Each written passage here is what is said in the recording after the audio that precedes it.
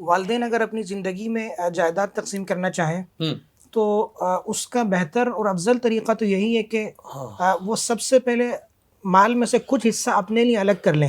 صحیح ہے. تاکہ اپنی بقیہ جو زندگی ہے وہ سکون سے گزار سکیں. صحیح ہے. ایسا نہ ہو کہ جائیداد تقسیم کرنے کے بعد وہ محتاج بن جائیں اور چھوٹی چھوٹی چیز کے لیے اولاد کے آگے ہاتھ پھیلانا پڑے. تو سب سے پہلے تو یہ کریں کہ اپنے لیے مال کی خاص مقدار الگ کر لیں. صحیح ہے. اور پھر اس کے بعد جب اولاد کے درمیان تقسیم کریں تو اس میں بھی اس بات کو پیش نظر رکھیں کہ لڑکوں اور لڑکیوں کے درمیان برابر تقسیم کریں.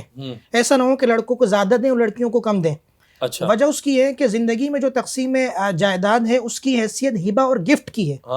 اس کی حیثیت ترکے کی نہیں ہے. تو وہ 1 اور 2 والا حصہ نہیں ہوگا. 1/2 کا جو تناسب ہے وہ ہے ترکے میں اور وہ ہوتا ہے مرنے کے بعد. لیکن زندگی میں جو جائیداد کی تقسیم ہے یہ ہبہ اور گفٹ ہے.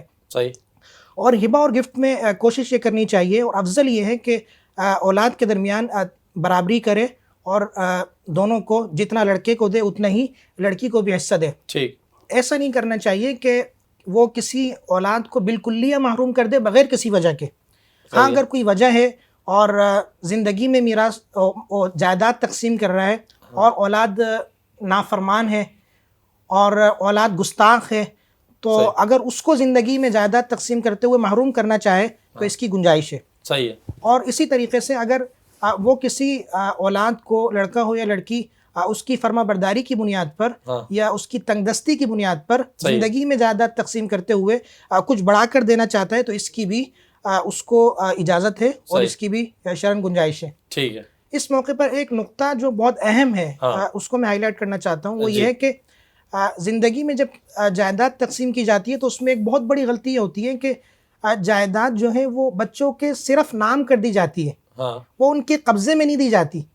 جبکہ نام کرنے سے جائیداد اور ملکیت منتقل نہیں ہوتی بلکہ قبضے میں دینا بھی ضروری ہے. اگر آپ صرف نام کر دیں گے اور قبضے میں نہیں دیں گے تو ایسی صورت میں جو ملکیت ہے وہ منتقل نہیں ہوگی اور والدین کے مرنے کے بعد یہ جائیداد انہی کی ملکیت میں باقی رہے گی اور پھر ان کے مرنے کے بعد یہ ترکہ شمار ہو کر تمام ورثاء کی طرف جائے گی اور ان کے حصوں کے بقدر یہ تقسیم ہوگی. تو اگر آپ زندگی میں جائیداد تقسیم کرنا چاہتے ہیں تو صرف نام نہ کریں بلکہ ان کی ملکیت بھی کر دیں تاکہ وہ مالک بن جائے اور ان کے تصرف میں یہ چیز آ جائے. ٹھیک ہے.